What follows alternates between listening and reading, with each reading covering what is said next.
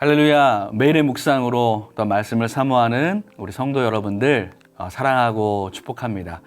사사기의 여러 인물들과 또 스토리를 통해서 주시는 말씀을 여러분 잘 듣고 계시지요? 어제부터는 어떻게 보면 문제적인 인물 사사 삼손의 이야기를 들으셨을 것입니다.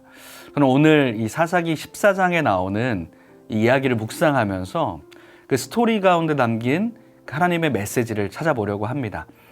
당시 블레셋의 지배를 받고 있었던 시대에 삼손은 딥나 여인을 보고 아내로 삼기로 합니다. 그리고 결혼의 잔치가 벌어집니다. 잔치를 치르면서 삼손은 내기를 걸고 수수께끼 문제를 냅니다. 하지만 그 문제를 아무도 풀지 못합니다. 왜냐하면 그것은 삼손이 그 이전에 본인이 직접 경험했던 것을 가지고 문제를 내었기 때문이죠. 그 상황의 본문을 먼저 한번 볼까요? 사사기 14장 12절부터 14절 말씀을 제가 먼저 보겠습니다. 삼손이 그들에게 이르되 이제 내가 너희에게 수수께끼를 내리니 잔치하는 이래 동안에 너희가 그것을 풀어 내게 말하면 내가 베옷 30벌과 겉옷 30벌을 너희에게 주리라. 그러나 그것을 능히 내게 말하지 못하면 너희가 내게 베옷 30벌과 겉옷 30벌을 줄지니라 하니 그들이 이르되 내가 수수께끼를 내면 우리가 그것을 들으리라 하매 삼손이 그들에게 이르되 먹는 자에게서 먹는 것이 나오고 강한 자에게서 단 것이 나왔느니라 하니라. 그들이 사흘이 되도록 수수께끼를 풀지 못하였더라. 아멘. 삼손은 사사기에 나오는 일반적인 그 사사와는 다른 뭔가 특이한 그 사람입니다. 나실인으로 서원을 했음에도 그것을 잘 지키지 않습니다. 민수기 6장에 보면 나실인이란 서원을 이렇게 자발적으로 한 사람을 이릅니다. 그 뜻은 바로 거룩하게 되는 또 분리되어진 구별된 사람이라는 의미를 가지고 있습니다. 이 나실인의 서원은 크게 세 가지입니다. 첫 번째는 포도주를 또 술을 입에 대지 않는 것, 또 머리카락을 자르지 않는 것, 또 시체나 무덤에 의해서 부정하게 스스로를 놓지 않는 것. 그런데 사실 삼손의 삶을 보면 이 세 가지를 모두 어기는 것을 봅니다. 오늘 묵상한 우리 14장에도 보면 이 사자를 죽이고 그 죽은 사체에 담겨있는 꿀을 먹는 그 장면이 나옵니다. 삼손은 이 하나님이 주신 엄청난 힘과 능력에도 불구하고 유혹에 때론 약했고 그로 인하여서 머리카락이 밀리고 눈까지 뽑히는 그런 굴욕을 당하기도 합니다. 분명히 그는 실수도 많고 연약함도 많은 사람이었습니다. 세상의 관점으로 보면 그의 인생의 마지막 장면도 우리가 앞으로 살펴보겠지만 어찌 보면 비참한 결말로 끝났다고 볼 수도 있겠습니다. 하지만 여러분, 하나님은 그의 연약함에도 또한 실수 가운데도 불구하고 그를 그냥 버리시지 않습니다. 그리고 다시 그를 사용하여 주십니다. 히브리서 11장 말씀을 보면 여러분 히브리서 11장은 믿음장이라고도 칭해집니다. 믿음의 선진들, 선배들을 아벨부터 시작하여서 아브라함 그리고 수많은 믿음의 선진들의 그 믿음이 어떠했는지를 설명합니다. 그런데 그 히브리서 11장에 이 삼손의 이름이 당당하게 등장을 합니다. 히브리서 11장 32절에 보면 내가 무슨 말을 더하리요 기드온, 바락, 삼손, 입다, 다윗 및 사무엘과 선지자들의 일을 말하려면 내게 시간이 부족하리로다. 이렇게 수많은 이 믿음의 선진들의 명예의 전당에 함께 당당히 그 이름이 빛나고 있습니다. 이것은 우리에게 무엇을 말해주는 걸까요? 분명 삼손은 나실인의 서약도 지키지 않고 실수도 많고 연약함도 많은 그런 사람이었고 사사였습니다. 하지만 하나님께서는 그러한 그를 사용하셔서 민족을 구원할 또한 구원자로 사용하셔 주셨고 그의 생의 마지막에도 그냥 단순히 비참한 결말이 아니라 백성을 구원하는 도구로 사용하여 주십니다. 오늘 말씀을 보면 결국 삼손은 이 딥나 여인을 맞아들이고 결혼을 합니다. 그리고 며칠간의 이 혼인 연애가 벌어집니다.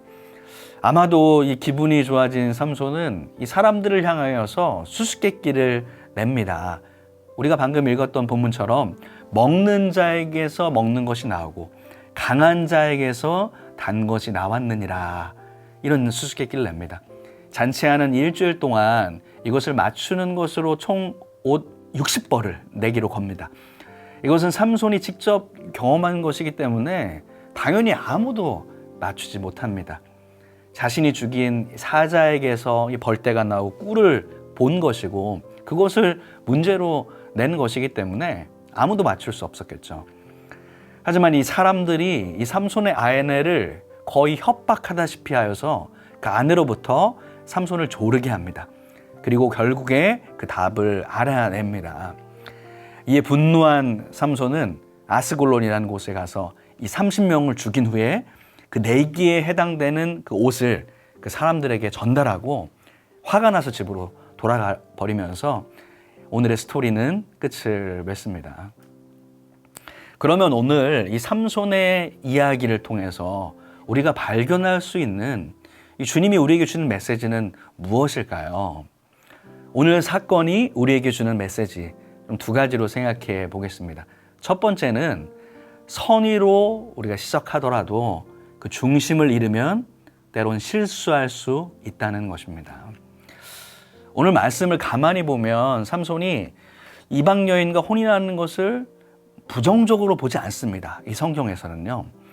이 삼손의 부모는 그것을 못마땅하게 여겼지만 사실 그것은 하나님이 주신 지혜에서 나온 것이었다라고 말씀합니다. 오늘 4절 말씀에 보면 그때의 블레셋 사람이 이스라엘을 다스린 까닭에 삼손이 틈을 타서 블레셋 사람을 치려 함이었으나 그의 부모는 이 일이 여호와께로부터 나온 것인 줄은 알지 못하더라, 이렇게 말씀하고 있습니다. 당시 블레셋의 압제를 받을 때에 어쩌면 삼손은 블레셋으로 장가를 가서 그들과 화친한 후에 때를 봐서 그들을 치려는 생각이었는지도 모르겠습니다. 이것이 바로 하나님의 계획 가운데 나왔다고 기록하였기 때문이죠. 사실 이 삼손이 원래 그 자신의 힘이 있고 능력이 있었다기보다는 이 성경을 가만히 보면 하나님의 영이 임할 때에 놀라운 이런 힘과 능력을 발휘하는 사람이었습니다. 이후에 그가 머리가 이제 밀리고 나서 힘이 없어진 것도 단순히 머리가 잘렸기 때문이 아니라 하나님의 영이 떠났기 때문에 그가 힘을 잃었다라고 볼 수가 있습니다. 삼손은 하나님의 계획과 능력 가운데 이 성령께서 주시는 힘으로 이 삼손이 백성을 구원하는 사사의 직분을 감당했습니다. 그런데 오늘 본문에 나오는 삼손의 모습을 보면 어느새 분별력을 잃은 것만 같습니다. 며칠간 연애를 벌이면서 수수께끼를 내는 이 장면은, 그 모습은 허세가 가득해 보입니다. 술에 취했든지 여인에게 취했는지 모르겠지만 쉽게 내기를 걸기도 하고 또 서약하는 모습을 봅니다. 성경은 우리에게 분명히 쉽게 서원하지 말라라고 말씀하는데 이것이 수수께끼라 가볍게 여겼는지 모르겠지만 분명히 경솔한 모습을 그는 보입니다. 또 삼손은 특히 여인에게 약한 모습을 보이죠. 나중에 이 들릴라에게도 그렇지만 오늘 본문에서도 이 아내가 울며 간청하는 것에 결국은 그 스스로 답을 알려주게 됩니다. 그리고 그런 상황 속에서 감정을 조절하지 못하고 어떤 분노하는 모습까지도 보여줍니다. 삼손은 분명히 선의로 하나님의 뜻에 따라서 이 모든 일을 시작했을 수 있습니다.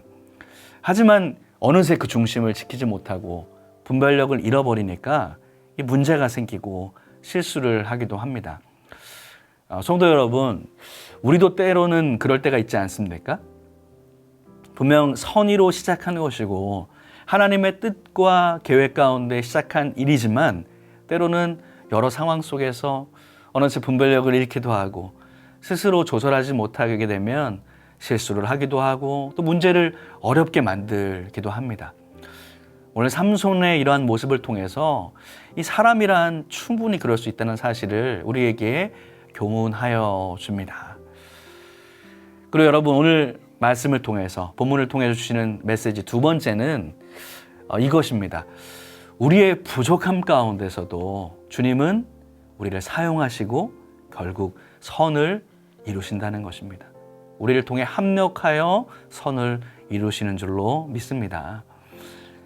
이 삼손은 완벽하지 않은 사람이었습니다. 다른 사사들에 비해서도 생각을 해보면 굉장히 감정적인 사람이었고 유혹에도 쉽게 빠지는 사람이었습니다. 하지만 하나님께서는 이러한 삼손도 사용하여 주십니다. 오늘 본문을 살펴보다 보면 이 삼손이 힘과 능력을 발휘할 때 여호와의 영이 삼손에게 임하니라고 기록합니다. 하나님의 역사 가운데 그가 능력을 행했다는 것이죠. 오늘 본문에서는 6절에서 이 사자를 죽일 때, 또 내기에서 진 삼손이 아스글론에서 이 30명을 죽일 때 그러한 표현이 나옵니다. 하나님의 영이 임하였다. 물론 이 삼손의 부족함으로 인하여서 문제가 발생했지만 하나님은 그분의 능력을 부어주시는 것을 볼 수 있습니다. 하나님은 다시금 하나님의 영을 임하게 하여 주셔서 삼손에게 그 힘을 허락해 주십니다. 앞으로 우리가 더 이 삼손에 관한 이야기를 살펴보겠지만 이 삼손은 계속해서 실수하고 넘어지기도 합니다. 하지만 하나님께서는 그를 그냥 포기하지 않으십니다. 실수하고 넘어져서 다 끝났다고 생각할 때에도 주님께서는 그를 다시금 일으켜서 사용하여 주십니다.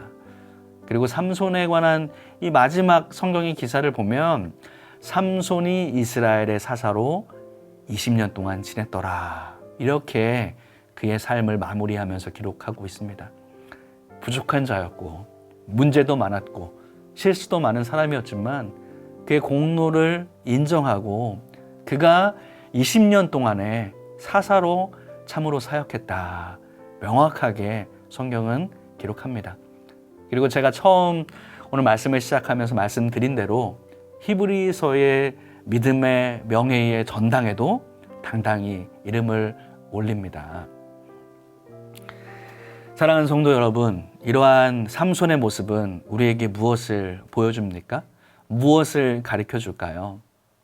때로는 실수하고 연약하고 감정적으로도 조절이 안 될 때가 있고 좌충우돌 하는 우리에게도 소망이 있다는 것입니다.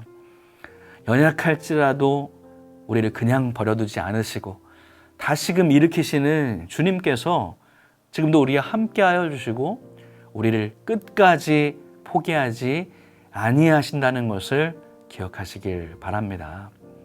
그 주님께 우리는 어떻게 나아가야 할까요? 삼손도 이렇게 봐주셨는데 나도 그럼 마음대로 살아도 되는 거 아닌가? 실수도 다 받아주시는데 이렇게 해야 할까요? 그렇지 않습니다. 이렇게까지 날 사랑하시는 주님이 나를 지켜보시고 또 함께 하신다는데 우리가 어떻게 잘못된 길로 갈 수가 있겠습니까? 나를 이렇게 사랑하시는 그 주님을 더욱 기쁨이 되도록 그렇게 살아가야 하지 않을까요? 사랑하는 성도 여러분들, 주님은 우리를 그렇게 사랑하시고 포기하지 않으시는 분이십니다. 혹 실수할지라도 그냥 버려두지 아니하시고 오히려 합력하여 선을 이루시는 분이심을 기억하시길 바랍니다. 그렇기 때문에 우리의 부족함 가운데서도 우리의 연약함 가운데서도 소망을 가질 수가 있습니다. 그 소망의 주님을 의지하시는 복된 성도님들 되시기를 주님의 이름으로 축원합니다. 기도하겠습니다. 사랑과 은혜가 많으신 하나님 아버지, 오늘 매일의 묵상을 통해서 삼손의 스토리를 보고 묵상했습니다. 우리의 삶 가운데 비록 선의로 시작할지라도 스스로 중심을 지키지 못하면 실수할 수 있다는 것을 삼손의 모습을 통해 배웁니다. 우리 중심을 붙잡으며 매일 삶 가운데 주님의 인도하심을 받게 하시고 우리의 연약함과 실수 가운데서도 끝까지 우리를 사랑하시는 주님을 더욱 의지하게 하옵소서. 예수님의 이름으로 기도드립니다. 아멘.